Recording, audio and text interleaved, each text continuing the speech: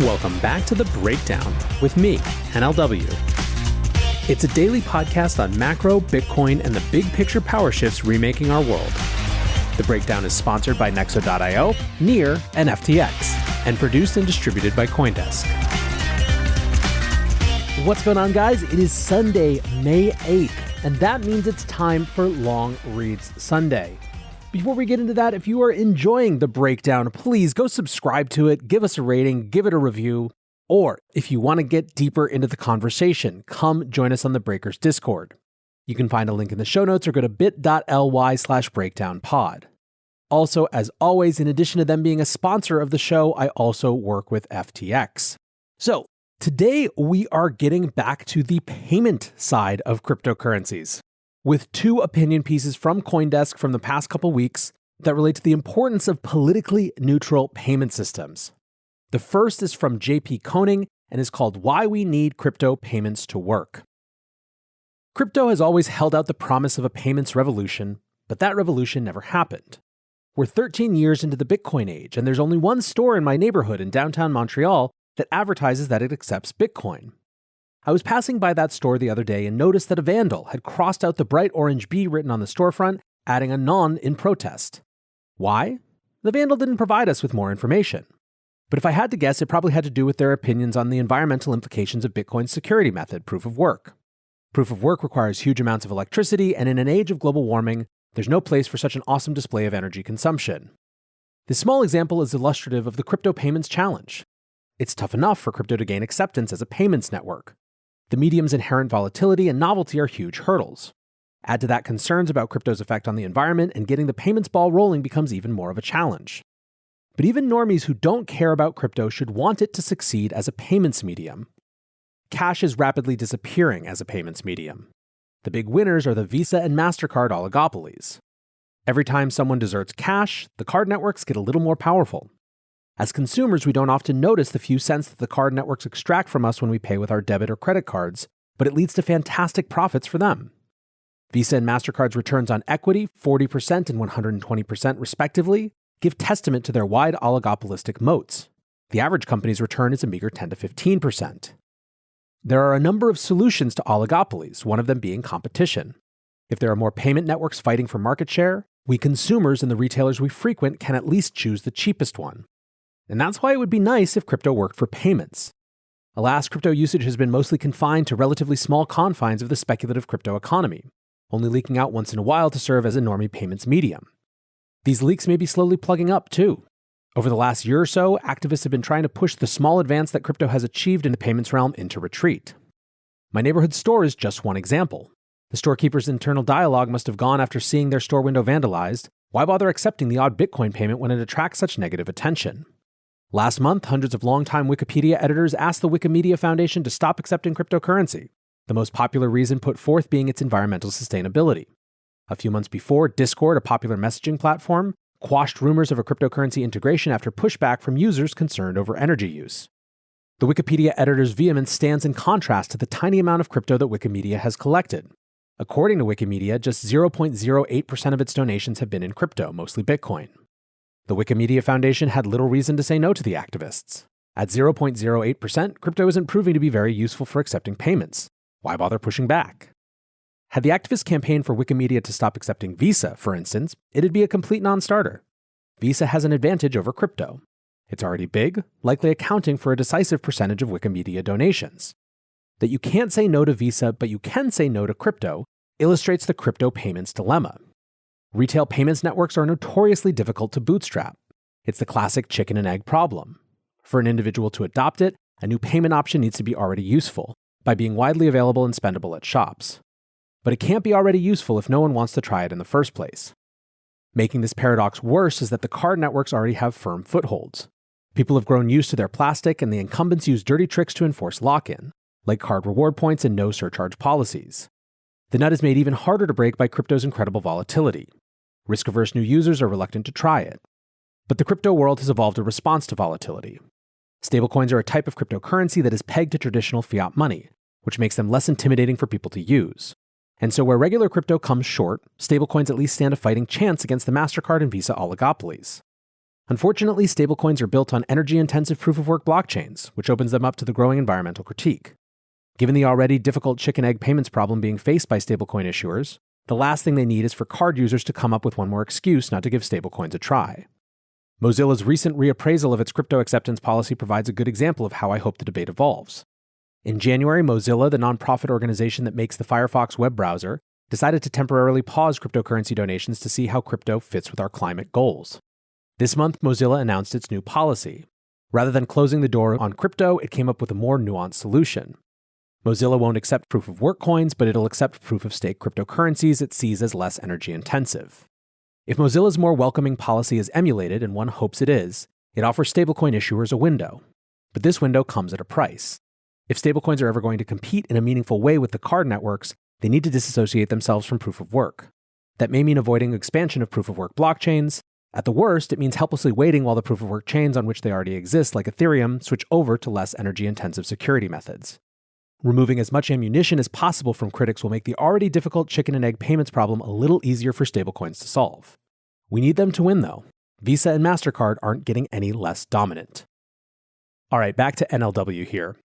It should be clear, if you are a regular breakdown listener, that I do not share JP's solution to this particular problem. Even from an environmental perspective, I don't think succumbing to reductive arguments and just switching to proof of stake is the right approach. I think there is a deep and rich conversation to be had about Bitcoin and proof of work and how they can be part of a sustainable energy mix and a sustainable energy policy. I am unwilling to concede that for the sake of the easiness of just trying to fit into a nice soundbite type of box. This should also serve as a reminder that when it comes to Long Read Sunday, this reading of essays that I do every week, I don't necessarily choose the essays because I exactly agree with them. I choose them in the same way that I'd present tweets and threads that don't match my opinion from other people in the course of the regular show. What I'm trying to do here is present opinions that give you all tools to understand how different people, some more or less aligned with your own perspectives, are looking at all these issues. Part of why I wanted to share this particular piece is it's a great example of something where we might disagree vehemently about the solution to the problem, but also agree intensely about the importance of the problem. Looking for ways to step up your crypto game? Then go with Nexo. For starters, you get free crypto for each purchase or swap. How about earning guaranteed yields? Up to 17% paid out daily. Ideal for you hardcore hodlers. You don't even need to sell. Instead, borrow instant cash against your assets. Get the most out of your crypto with Nexo at nexo.io. That's nexo.io. This episode is brought to you by Near, a climate-neutral, high-speed, and low transaction fee Layer 1 blockchain platform. Near is a blockchain for a world reimagined. Through simple, secure, and scalable technology, Near empowers millions to invent and explore new experiences. Business creativity and community are being reimagined for a more sustainable and inclusive future. Reimagine your world today at near.org. The Breakdown is sponsored by FTX US. FTX US is the safe, regulated way to buy and sell Bitcoin and other digital assets, with up to 85% lower fees than competitors. There are no fixed minimum fees, no ACH transaction fees, and no withdrawal fees. One of the largest exchanges in the US, FTX US is also the only leading exchange that supports both Ethereum and Solana NFTs. When you trade NFTs on FTX, you pay no gas fees. Download the FTX app today and use referral code BREAKDOWN to support the show. Let's move into an even more clear dramatization of the problem of politically neutral, non-oligopoly monies and payment solutions. The second piece I'm going to read is by Daniel Kuhn and is called Matt Taibbi, PayPal's Deplatforming, and the Case for Crypto. Veteran magazine journalist Matt Taibbi just reported out the case for Bitcoin, perhaps without knowing it. On Tuesday, the Rolling Stone alumnus, known for his acerbic prose and a writing style reminiscent of Hunter S. Thompson's, published a news story about how PayPal, the internet payments giant replete with its own founding mafia, has selectively deplatformed alternative media sites. The story, PayPal's indie media wipeout, focuses on alt publishers consortium News and Mint Press, which Taibbi said have been consistently anti-war and critical, with the earned opinion from doing actual reporting of U.S. intelligence agencies. But Tybee is making a grander claim about censorship and how it has recently moved from just the inconsistent, poorly explained suppression or boosting of online content to something more perverse: financial strangulation. Tybee writes, "Going after cash is a big jump from simply deleting speech, with a much bigger chilling effect. This is especially true in the alternative media world, where money has long been notoriously tight, and the loss of a few $1,000s here or there can have a major effect on a site, podcast, or paper. As readers of CoinDesk may already know, Tybee isn't tilting at windmills. Authorities are increasingly willing, it seems, to quash dissent through financial machinations, like during the Canadian truckers' protests, where hundreds of mostly peaceful, if loud, protesters lost access to bank accounts without due process. A similar sea change happened after SWIFT took the unprecedented move to cut Russia's central bank from its global financial messaging service. Taken together, the two stories show how any pariahs operating with the US dollar-denominated economy could be choked off. The threat grows more severe in his mind now that the US has its own quote-unquote Ministry of Truth, and as the government is increasingly willing to publicly say who or what is worth hearing. As Tybee said, deleting posts or censoring content is one thing, threatening an organization's existence is another. He also quotes Mint Press founder and executive director Nar Adley, correctly placing this, quote, current era of content moderation as beginning with PayPal's historic decision in 2010 to halt donations to WikiLeaks. Unsaid was how this moment in time led to a bifurcated path. There's the tightly managed, heavily surveilled ecosystem of established media and power brokers, and its underbelly, the world of crypto. Bitcoin founder Satoshi Nakamoto famously pleaded people to not fund WikiLeaks using his creation, thinking it would draw a, quote, hornet's nest of suppression from the government to shut down Bitcoin before it really got going. Of course, Bitcoin was already then bigger than its founder, and people decided to fund WikiLeaks anyway. Crypto today is still a primary source of funding for WikiLeaks, as it is for many offbeat operations like Sci-Hub and Gab. This is crypto at its best, functioning, non-state-aligned financial rails open for anyone's use. Alternatives? Writers like Tybee have been notably skeptical or silent about crypto, perhaps hoping that some alternative system will come along that offers similar solutions without crypto's libertarian baggage. And indeed, there has been notable growth in that regard. In the reporter sphere alone, there are figures like Cigar and Jetty and Crystal Ball who fund a growing alternative mainstream media ecosystem, by which they mean they pay friends and politically aligned voices to do occasional reporting or commentary through subscriptions. Matt Tybee is another example, who, after an ill-fated stint at The Intercept, was able to leave the pages of Rolling Stone magazine for Substack.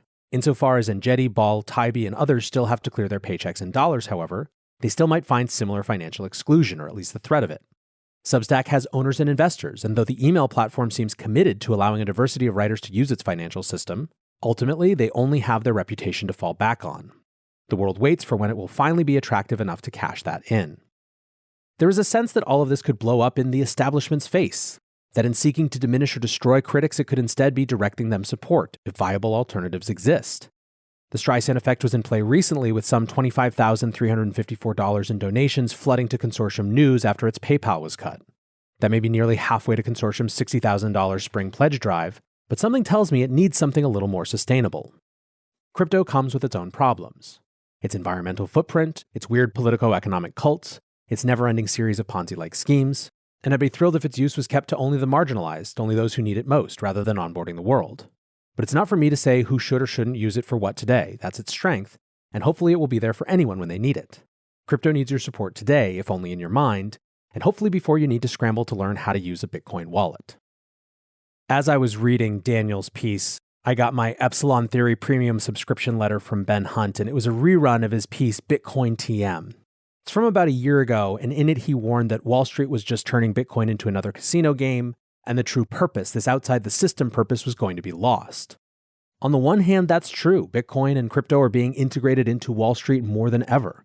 You see this in Fidelity, giving people the chance to put Bitcoin in their retirement accounts. You see it in the correlation between Bitcoin and NASDAQ right now. But at the very same moment in time, it's being used by Ukrainians to flee a situation with a much bigger portion of their wealth than they would have been able to before. The truth is that Bitcoin is like the movie, everything, everywhere, all at once. It is not just to this and it is not just to that. But it is worth remembering, when we think about its true value, not its price, but its value, those moments in which it really is the only alternative. For now, I want to say thanks again to JP and Daniel for your great pieces, and thanks to my sponsors, Nexo.io, Near, and FTX for supporting the show. And of course, a big thanks to everyone listening. Happy Mother's Day to all the mothers out there, and until tomorrow, be safe and take care of each other. Peace. Hey, Breakdown listeners, come join CoinDesk's Consensus 2022, the festival for the decentralized world, this June 9th through the 12th in Austin, Texas. This is the only festival showcasing and celebrating all sides of blockchain, crypto ecosystems, Web3, and the metaverse, and is designed for crypto newbies, investors, entrepreneurs, developers, and creators. Don't miss speakers like Cathie Wood, SBF, CZ, Punk6529, and Joe Lubin, to name just a few. Use code BREAKDOWN to get 15% off your pass at coindesk.com/consensus2022.